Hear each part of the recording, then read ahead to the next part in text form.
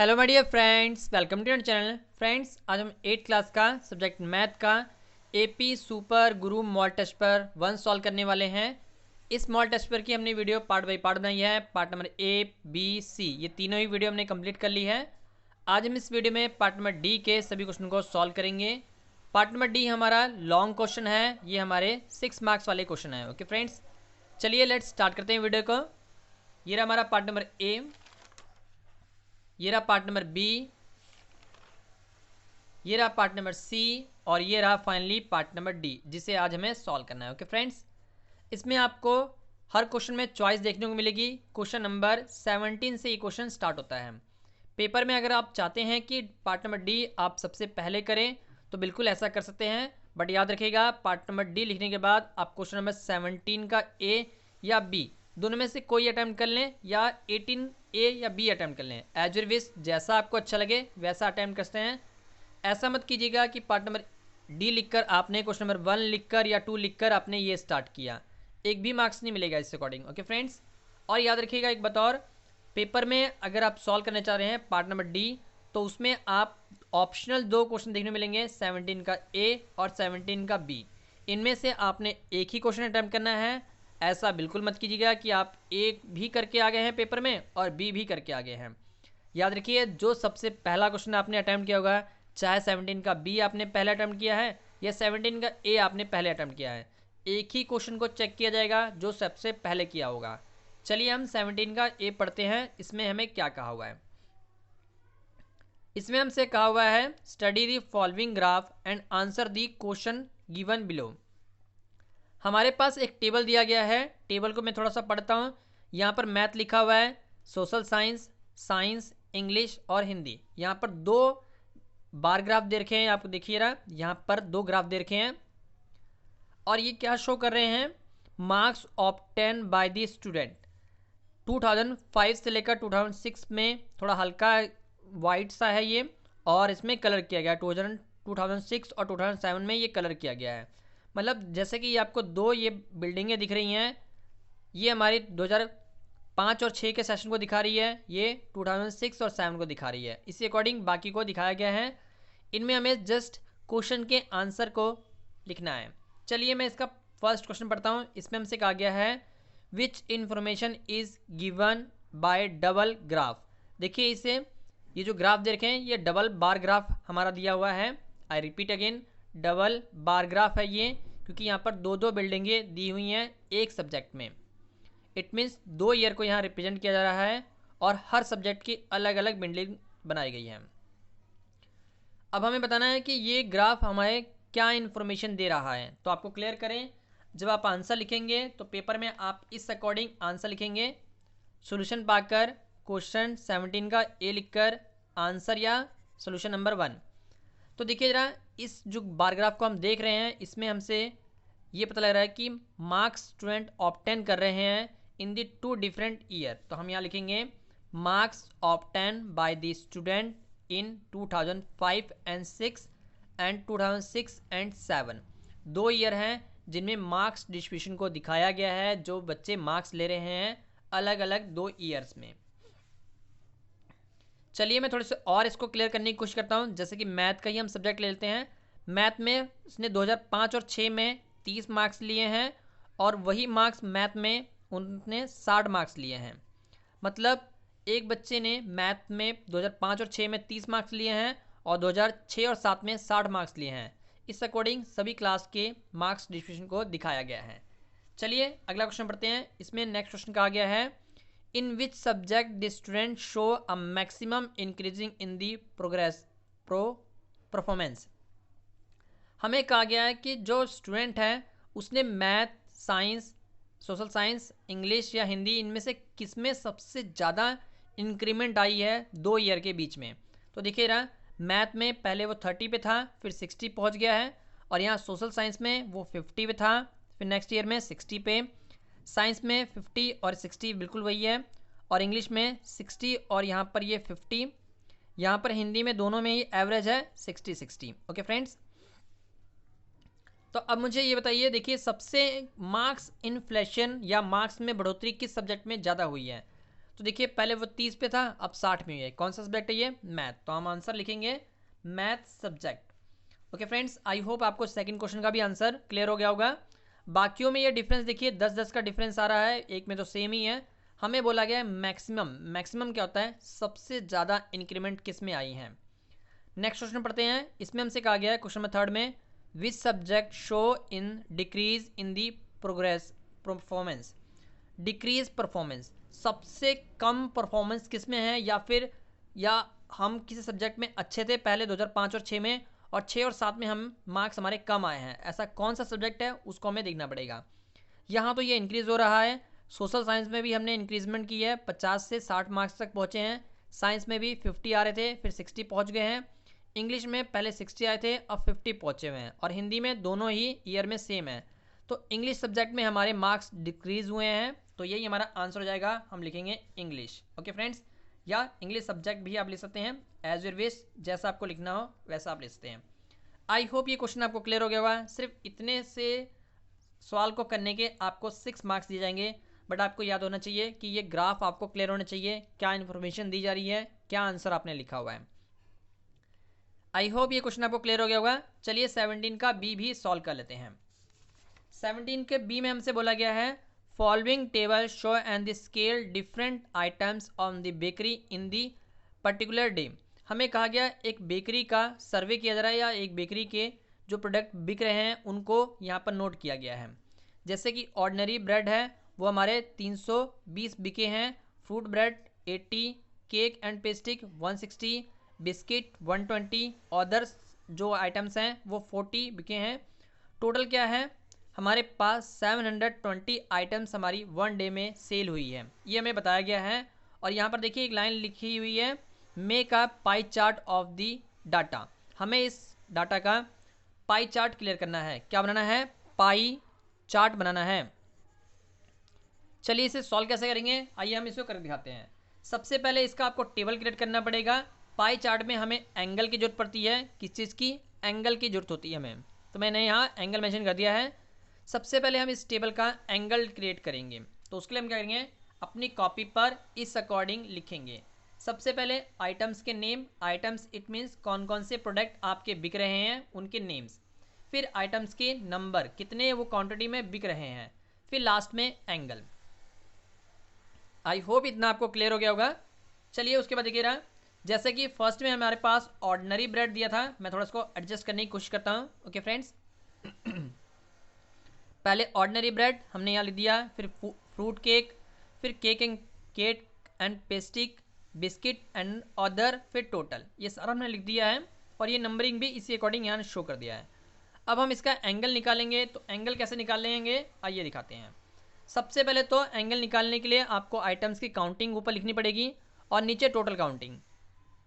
I hope ये आपको clear हो गया होगा। जैसे यहाँ 320 है तो हमने 320 लिखा, और नीचे में 720 इनका टोटल दिया गया था, तो हमने 720 यहाँ लिख दिया। अब पाई चार्ट का कंप्लीट एंगल कितना होता है? 360, तो हमने 360 से यहाँ मल्टीप्लाई किया। चलिए अब इसे कट करते हैं। 360 का टेबल 2 टाइम पढ़ेंगे तो 720 कट जाएगा, तो नीचे कितना आएगा? 2। अब इस 2 से अगर हम 320 को कट करेंगे कितना आएगा? 160। तो हम यहाँ देखिए 160 यहाँ लिखेंगे। इसी अकॉर्डिंग इसको कट करेंगे तो यहाँ पर भी 2 आएगा। फिर इस 2 को 80 से कट करेंगे कितना आएगा? 40, तो यहाँ पर 40 आ जाएगा। इससे अकॉर्डिंग यहाँ पर भी कट करेंगे, 160 को 172 को से डिवाइड कर देंगे कितना आएगा? 2 आएगा। 2 को 160 से डिवाइड करेंगे 80 आ जाएगा, तो फाइनली 80 यहाँ लिख देंगे। सेम यहाँ पर, यहाँ कितना आएगा? 60 आ जाएगा। सेम यहाँ पर भी करेंगे कितना आएगा? यहाँ पर 20 आ जाएगा। मतलब जो भी एंगल दे रहे थे हमारे पास, जो भी आइटम्स दे रखी थी उनका हाफ हमारा एंगल बन रहा है।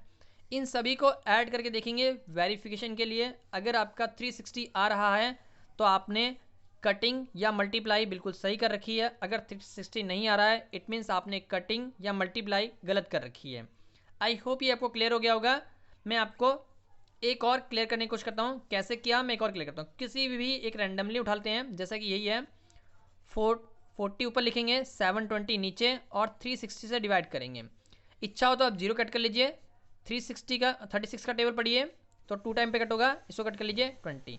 इसी अकॉर्डिंग सभी डिजिट्स को कट किया गया है। आई होप ये आपको क्लियर हो गया होगा। इसके बाद हम बनाएंगे पाई चार्ट। पाई चार्ट बनाने के लिए हम क्या करेंगे, एक अनदर शीट लेंगे और उस पर पाई चार्ट अपना क्लियर करेंगे। चलिए मैं एक शीट लेता हूँ, उसके बाद आपको पाई चार्ट क्लियर करके दिखाता हूँ। तो हमने एक शीट ले ली है, प्लेन शीट लेंगे, उसके बाद हम इस पर कैसे क्रिएट करेंगे आइए बताते हैं।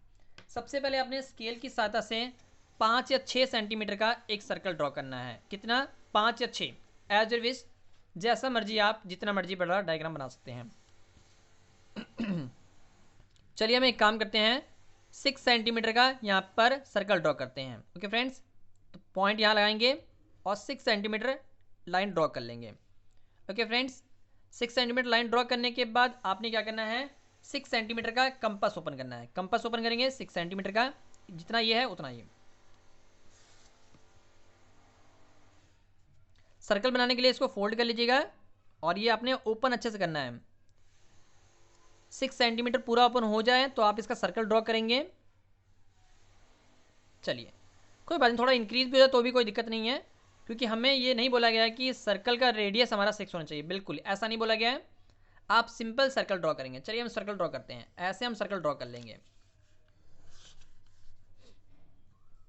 बस याद रखिए कंपास की नोक आपकी नहीं हिलनी चाहिए। अगर कंपास की नोक आपकी हिल रही है तो याद रखिए आपका डायग्राम गलत हो जाएगा। ओके फ्रेंड्स, तो फाइनली हमने क्या किया, सर्कल ड्रॉ कर लिया है। थोड़ा सा हिल गया था, कोई बात नहीं, बट हम इसको क्लियर कर देंगे, रेस कर देंगे और ये हमारा डायग्राम प्रॉपर हो जाएगा। ओके फ्रेंड्स, चलिए एज यू विश, जैसा मर्जी आप डायग्राम बनाना चाहें आप इसको कर सकते हैं। चलिए हम इस अकॉर्डिंग करते हैं और यहाँ पर ए और बी सी मेंशन करते हैं। ये हमारा ए पॉइंट, ये हमारा बी पॉइंट। आप अपनी मर्जी से कोई भी पॉइंट लेट कर सकते हैं। ऐसा बिल्कुल नहीं कहा गया है कि आपने पी क्यू एम एन कुछ अनदर पॉइंट अगर रख लिया तो गलत कर जाएगा, बिल्कुल नहीं। आप जो मर्जी अपना पॉइंट का नेम लिख सकते हैं। तो हमने यहाँ ए लिखा है, यहाँ पर बी लिखा है। ये क्यों लिखा है मैं अभी आपको क्लियर करता हूँ। अब हम क्या करेंगे, अपना डी उठाएंगे और इसमें एंगल बनाएंगे। अब हम यहाँ पर डी की सहायता से ये सारे एंगल्स को बनाएंगे। कितना एंगल था, 160, 160, 40, 80, 60, 20। इनमें से जो एंगल आपको आसान लगता है आप उस अकॉर्डिंग बना सकते हैं, या फिर सीक्वेंस ऑर्डर भी आप फॉलो कर सकते हैं। चलिए हम सीक्वेंस ऑर्डर को फॉलो करते हैं। सबसे पहले हम 160 का एंगल ड्रॉ करेंगे। तो आपने क्या करना है, डी उठाना है और ए वाले पॉइंट पर रख देना है। जैसा कि आपने हमारी पिछली वीडियोस देखी होंगी, उनमें हमने आपको डी यूज़ करना सिखाया हुआ है कि ए पॉइंट पे अगर हमारा एंगल बनाना है तो कैसे बनाएंगे। ए वाले पॉइंट पे बना रहे हैं एंगल, तो हम अंदर की मेजरमेंट का यूज़ करेंगे और 160 चेक करेंगे 160 हमारा कहाँ आ रहा है। देखिए ना, अंदर वाला मेजरमेंट। याद रखिए डी में हमारे पास 2 मेजरमेंट होती हैं, एक 0 से लेकर 180, फिर एक यहाँ पर 0 से लेकर 180 इधर जाता है। ओके फ्रेंड्स, तो हमने ए वाले पॉइंट पर रखा है, इसीलिए मैंने सर्कल का ए रखा हुआ है ताकि आपको मैं क्लियर कर सकूँ कि ए पर एंगल कैसे बनता है और हम डी का यूज़ कैसे करते हैं। तो ए वाले एंगल पे हम कंपास का पॉइंट रखेंगे, देखिए सेंटर वाला पॉइंट, और बिल्कुल लाइन टू लाइन हमारा डी होना चाहिए। अगर डी आपका टेढ़ा मेढ़ा होता है तो एंगल आपका गलत बनेगा। आपने बिल्कुल लाइन टू लाइन रख लेना है और 160 काउंट करना है। 0, 10, 20, 30, 40, 50, 60 करते हुए हम यहाँ पर कहाँ पहुँचेंगे, 160। 160 कहाँ आ रहा है, चलिए आपको क्लियर करते हैं। देखिए 160 अंदर वाला 160 काउंट करना है, और देखिए बाहर में आपने बड़े वाले पॉइंट पे मतलब 20 वाले पॉइंट पे निशान लगाना है। काउंट हम अंदर वाला कर रहे हैं पर निशान हम ये देखिए 60 के सीधे पे लगाएंगे। 60 पे सीधे पे हमने पॉइंट लगा लिया है। पॉइंट लगाने के बाद आप क्या करेंगे, स्केल की सहायता से इन दोनों पॉइंट्स को ज्वाइंट करेंगे। इसके लिए आप अपनी कॉपी को थोड़ा सा रोटेट कर लीजिएगा और इस पॉइंट को ज्वाइन कर दीजिएगा। ये हमारा एक एंगल बन गया है। आप इसको ऐसे रोटेट करके 160 लिख देंगे। और 160 हमारा क्या था, ऑर्डिनरी ब्रेड था, तो आप इसमें इनका नेम भी लिखेंगे, ऑर्डिनरी ब्रेड। ओके फ्रेंड्स, इस अकॉर्डिंग आपने ये पहला एंगल बना लिया। जैसे ऑर्डिनरी ब्रेड हमें दिया था 320, उसका एंगल हमारा था 160, तो हमने ये बना दिया है। अब उसके बाद का एंगल क्या है, 40 डिग्री। तो अब हम क्या करेंगे, यहाँ ध्यान दीजिएगा, मेरे पास हमने ए बी और यहाँ वाले पॉइंट को हम सी नेम देंगे। अब हम अपना एंगल जब बनाएंगे तो इसको ऐसे रोटेट करेंगे ताकि ए वाला पॉइंट हमारा फिर से इधर आ जाए, और इस वाले को बेस मानकर हम अपना 40 डिग्री एंगल ड्रॉ करेंगे। कितना, 40 डिग्री एंगल ड्रॉ करेंगे। तो हम डी फिर से ऐसे रखेंगे और 40 अंदर वाला काउंट करेंगे। अंदर वाला 40 कहाँ है, ये देखिए ये रहा 40, और जो बड़ी सी लाइन दिख रही है आपको बाहर की तरफ, उसमें हम पॉइंट लगा लेंगे। फिर हम स्केल की सहायता से इन्हें ज्वाइंट करेंगे। ज्वाइंट करने के बाद आप इसमें ऐसे सर्कुलेट कर देंगे। और ये हमारा क्या था, फ्रूट केक था। कॉपी को सीधा करके आप पिज़्ज़ा लिख लीजिएगा, फ्रूट ब्रेड था, सॉरी। ओके फ्रेंड्स, उसके बाद ये कितना है, ये हमारा 40 डिग्री है, आप एंगल लिखना ना भूलें। उसके बाद हम बनाएंगे 80 डिग्री। 80 डिग्री कैसे बनाएंगे, इसके लिए हम ये इस वाले पॉइंट को डी नाम दे देंगे। अब AD हमारा बेस हो जाएगा और एंगल ड्रॉ करेंगे। तो उसको हम कॉपी को फिर से ऐसे रोटेट करेंगे और AD हम बेस मानकर यहाँ पर 80 डिग्री एंगल ड्रॉ करेंगे। कितना, 80 डिग्री। तो लाइन टू लाइन होना चाहिए, पॉइंट टू पॉइंट हमारा D लगा होना चाहिए। अब 80 डिग्री, अंदर वाला 80 डिग्री कहाँ है, देखिए ये रहा 80। तो हम यहाँ देखिए बाहर वाले पॉइंट पे, बड़े वाले पॉइंट पे पॉइंट मार्क कर लेंगे और यहाँ पर स्केल की सहायता से अपना ये दोनों पॉइंट को ज्वाइंट कर देंगे। ओके फ्रेंड्स, ऐसे हम ज्वाइंट कर देंगे। अब इसको ऐसे सर्कुलेट कर देंगे। ये हमारा 80 डिग्री है, कॉपी सीधे करके लिख लीजिएगा ताकि एग्जामिनर को चेक करने में दिक्कत ना आए। 80 डिग्री। अब 80 डिग्री है क्या था, ये हमारा केक एंड पेस्ट्रिक था। तो हम यहाँ लिखेंगे cake and pastries. Okay friends, I hope ये आपको क्लियर हो गया होगा। उसके बाद हमारा बनाना है 60 डिग्री एंगल बनाना है। फिर हम इस वाले पॉइंट को E नाम दे देंगे और AE हमारा बेस होके यहाँ पर हम 60 डिग्री ड्रॉ करेंगे। तो देखिए कॉपी को अपनी फिर से रोटेट कर लीजिएगा, यहाँ पर 60 डिग्री एंगल ड्रॉ करेंगे। एक चीज़ और दिखा दें आपको वेरीफाई करने के लिए, अगर आपके पास देखिए 60 और 20 को जोड़ो कितना आएगा, 80। तो देखिए जरा मेरा एंगल पूरा 80 पे ही टच हो रहा है। देखिए यहाँ से लेकर यहाँ तक पूरा 80 टच हो रहा है। इट मीन्स मेरा डायग्राम सही है। चलिए हम 60 बनाना है तो हम 60 वाले पॉइंट को मार्क करेंगे। पॉइंट हमने 60 मार्क कर लिया और यहाँ पर स्केल की सहायता से ज्वाइंट कर देंगे। जैसे ही आप ज्वाइंट करेंगे ये जो लास्ट बचा हुआ है एंगल वो अपने आप बन जाएगा। ये हमारा 60 और ये हमारा 20। ओके फ्रेंड्स, अब इनका नाम लिख लीजिए। चलो इसको थोड़ा सा टेढ़ा मैंने लिख दिया, अब इसको रेस करते हैं, सीधा करके लिख लेते हैं ताकि एग्जामिनर को चेक करने में दिक्कत ना है। आप टेढ़ा भी लिख दें कोई दिक्कत नहीं है, तभी चलेगा। ओके फ्रेंड्स, चलिए मैं यहाँ पर 60 लिख रहा हूँ, 60 और ये हमारा 20। 60 वाला क्या था, हमारा बिस्किट था।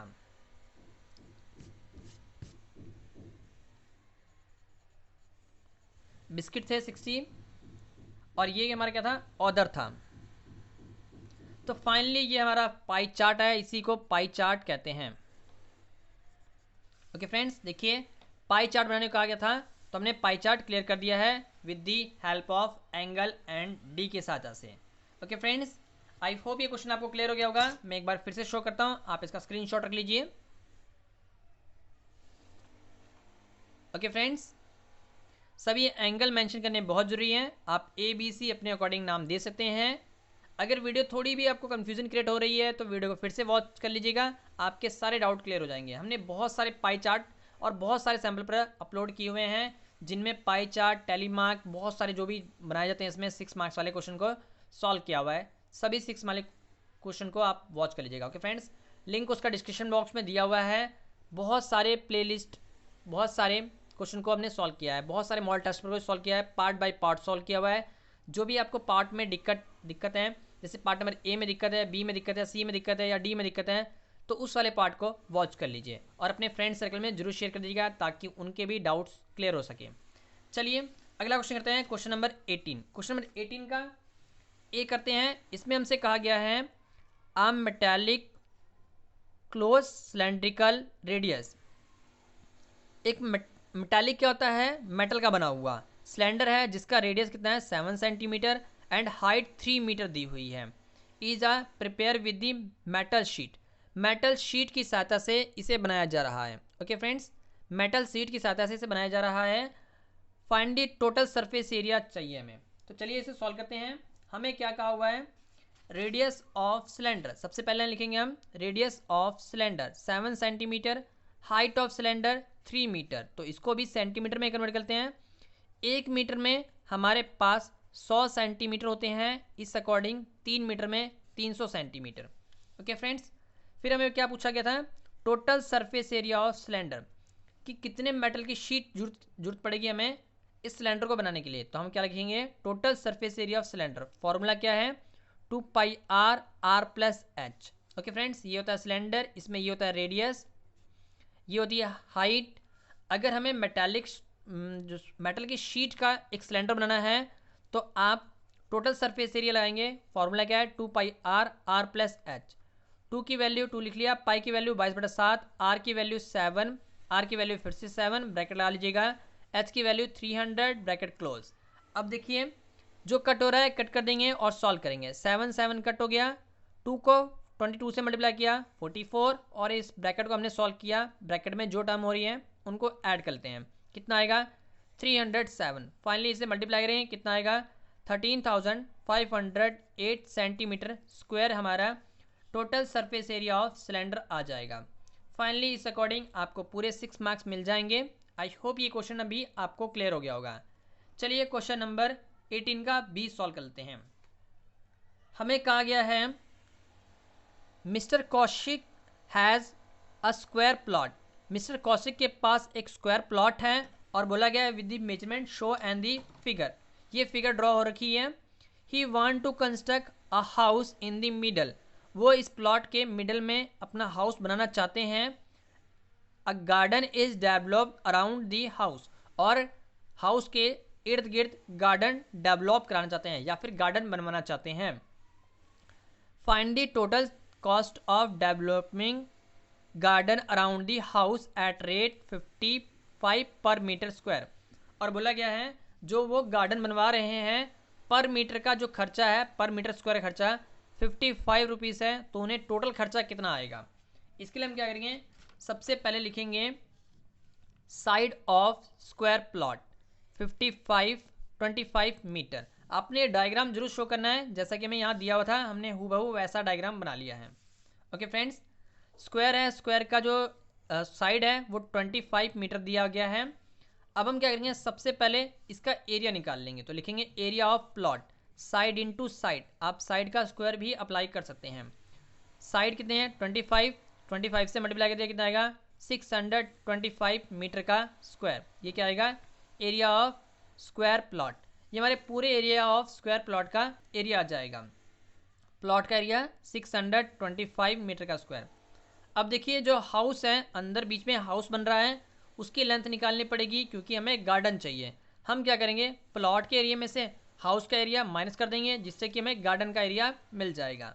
तो हम लिखेंगे length of house 20 metre, breadth of house 15 metre, area of rectangle house. देखिए अंदर का जो शेप है वो रेक्टेंगल का है, इसलिए हमने लिखा area of rectangle house. Length into breadth, area of rectangle का फॉर्मूला होता है लेंथ इंटू ब्रेथ। तो हमने 20 और 15 को मल्टीप्लाई किया, कितना आएगा 300 मीटर का square. Area of rectangle house 300 metre का स्क्वायर आ जाएगा। अब हम क्या करेंगे, 625 में से 300 माइनस करेंगे, जिससे कि हमारे पास गार्डन का एरिया आ जाएगा। तो हम क्या लिखेंगे हम लिखेंगे area of garden equals to में area of square plot minus area of rectangle house. तो देखिए जरा एरिया ऑफ प्लॉट कितना है 625 और area of rectangle house 300 minus करेंगे, कितना आएगा 325 मीटर का स्क्वायर हमारा एरिया ऑफ गार्डन आ जाएगा। उसके बाद हम करेंगे cost of 1 metre developing garden, कितना रुपीज़ था 55 रुपीज़ के हिसाब से डेवलपमेंट का खर्चा आ रहा था। तो हमारे पास कितना रुपीज़ है, कितना एरिया है जिसे हमें डेवलप कराना है। तो कॉस्ट ऑफ 325 मीटर का square developing garden equals to में 325 को हम 55 से मल्टीप्लाई करेंगे, जिससे कि हमारे पास रिजल्ट आएगा 17,875 रुपीज़। ये हमारा cost of 325 metre square developing garden का एरिया आ जाएगा, जो कि हमसे पूछा गया था। आई होप ये क्वेश्चन भी आपको क्लियर हो जाएगा। इस अकॉर्डिंग आपको इस क्वेश्चन के 6 मार्क्स पूरे मिल जाएंगे। इसी अकॉर्डिंग आपने लाइनें लिखनी है, लाइनें लिखना ना भूलें, और ये रुपीज़ मीटर का स्क्वायर ये सब लगाना ना भूलें, जिससे कि आपके मार्क्स कट सकते हैं। आपने ये अप्लाई करना ही करना है। इस अकॉर्डिंग हमने पार्ट नंबर डी के सभी क्वेश्चन को सॉल्व कर लिया है। नेक्स्ट वीडियो में हम मॉडल टेस्ट पेपर 2 के सभी क्वेश्चन को सॉल्व करेंगे। सबसे पहले पार्ट ए, फिर part B, part C, part D, इसी अकॉर्डिंग सारी वीडियोज़ को अपलोड किया जाएगा। अगर आपका कोई डाउट है तो हमें कमेंट बॉक्स में जरूर लिखिएगा, हम उस पर भी सेपरेट वीडियो बनाने की पूरी कोशिश करेंगे। वीडियो अच्छी लगी हो तो लाइक जरूर कर दीजिएगा और अपने फ्रेंड के साथ शेयर कर दीजिएगा ताकि वो भी अपने डाउट्स क्लियर कर सकें। Keep supporting us, please like share and comment channel. Video का अंत देखने के लिए बहुत बहुत धन्यवाद। बहुत बहुत धन्यवाद आपको वीडियो अंत तक देखने के लिए। Okay friends, thank you, take care, all the best friends.